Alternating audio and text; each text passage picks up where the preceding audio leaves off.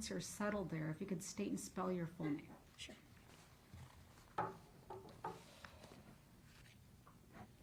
My name is Kathleen Fisher, Cathleen, Fisher.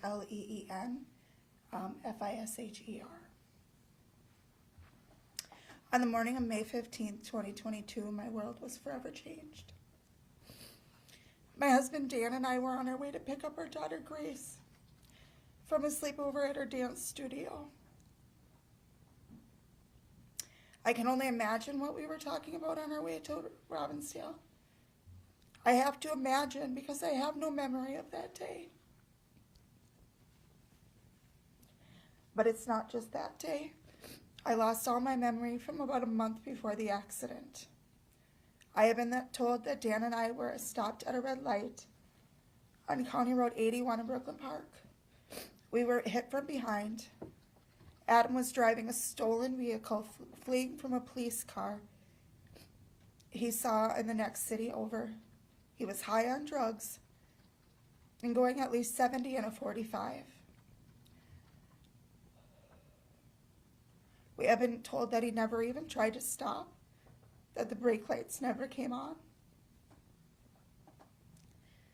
My husband Dan died on impact. Every day I pray that it was painless and it went quickly. My hope is Dan wasn't afraid and that all our loved ones were on the other side to greet him. I know he didn't want to leave us, but he was so badly hurt. It was his time for him to become our angel. From the accident, I had no heartbeat at the scene. I was so very lucky that along with emergency medical workers, there were everyday people that went into action that morning. I received CPR at the scene and was taken to North Memorial, where I received amazing care for the next 75 days of my life.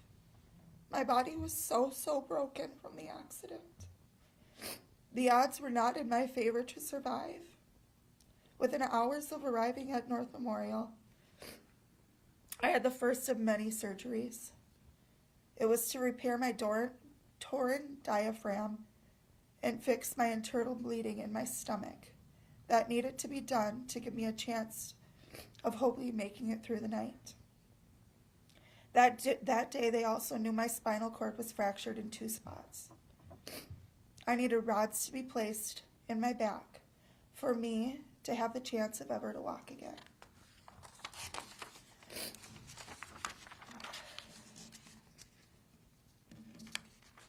My brain also needed time to rest from the strokes that I had when my heart stopped.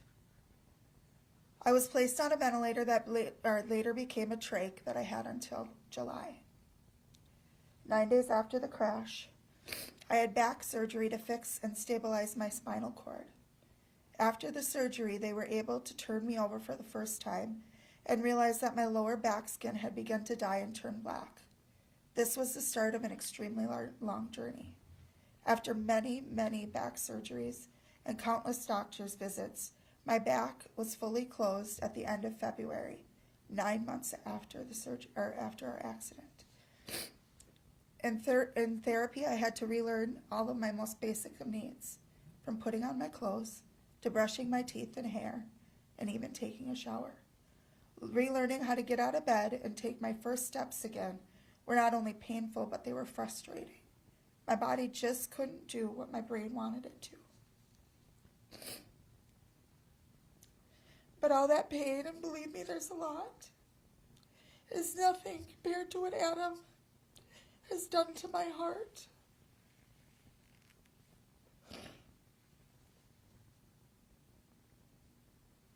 I know what a broken heart feels like. Dan wasn't just my husband, he was my best friend, the most wonderful dad to Grace, and my soulmate. I knew I was going to marry Dan just a few months after I was with him. He really did complete me and make me a better person. He was my sidekick in life. Dan had the best laugh. Just thinking about it makes me smile. He was so smart and would kick anybody's butt in trivia. He loved all things Minnesota, especially our sports teams. His love for the Vikings ran real deep. We went on so many adventures together and had so many plans for our future. That was all taken from us on May 15th by Adam. I didn't even get to say goodbye at his funeral because I was still heavily sedated and still fighting for myself in the hospital.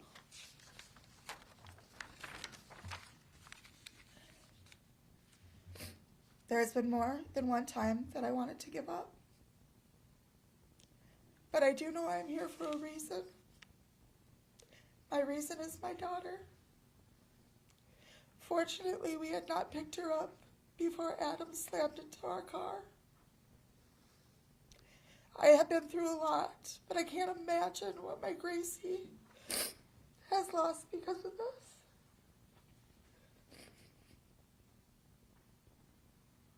Dan was loving and overprotective of her from the day we found out she was a little girl.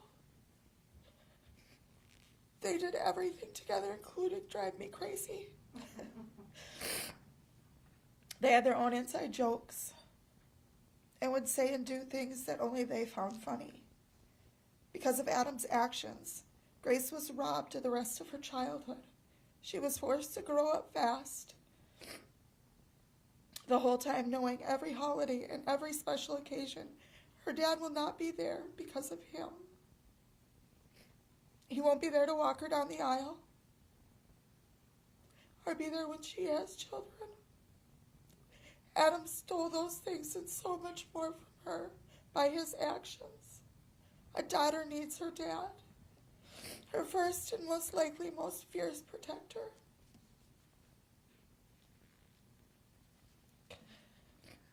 Minnesota needs to look into their sentencing guidelines. Murdering someone while driving a car under the influence of drugs or alcohol is not an accident. This is murder. Adam murdered my husband and left me there to never have my life physically be the same. He deserves so much more time than he is going to be getting today. Light sentencing victimizes me and my whole family again.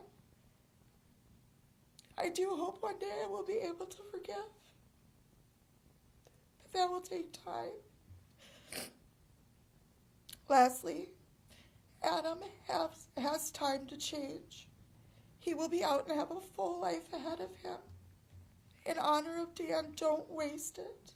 Don't make another family go through what we are. Thank you. Thank you.